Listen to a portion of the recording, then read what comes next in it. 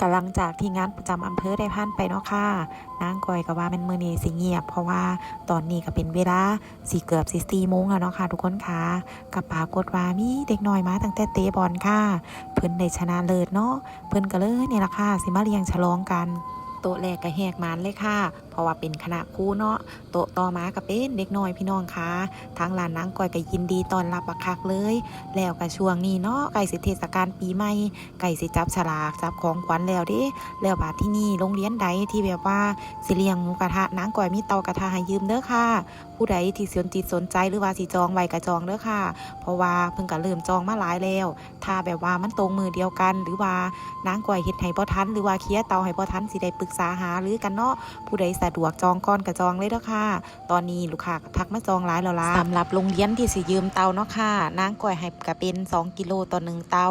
แล้วก็บ่มีทานแถมให้เด้อค่ะทุกคนค่ะ บ่ได้มีค่ามัดจำเตาแต่อย่างใดถ้าเป็นโรงเรียนเพิ่นก็เอาไปหลายเตาเนาะส่วนมากนางก้อยก็สิให้ไปเลยค่ะเพราะว่าเพิ่นกินอยู่โรงเรียนก็สิเก็บง่ายจักหน่อยช่วงบ่ายๆนางก้อยก็สิไปเก็บเอานั่นนะพี่น้องแต่ถ้าลูกค้าอยากยืมเตาก็ยืมได้ค่ะเป็นการมัดจำไว้ชุดละ200เนาะค่ะทุกคนค่ะเอามาคืนนางก้อยก็ให้เงินคืนค่ะทุกคนเป็นหยังนางก้อยจังมัดจำไว้ว่าติคันมัดจำไว้เพิ่นก็สิเอามาคืนเร็วจักหน่อยคันบ่มัดจำไว้ก็เก็บยากพี่น้องเอ้ยนางก้อยเคยเตาเสียหลายแล้วก็เลยใส่การวิธีการนี้ล่ะค่ะ สำหรับมือนี้ก็ขอบคุณลูกค้าหลายๆที่ไว้วางใจน้องโบดหมูกระทะร้านน้องโบดหมูกระทะพิกัดตรงข้ามตลาดนัดคลองถมอำเภอแวงน้อยจังหวัดขอนแก่นค่ะ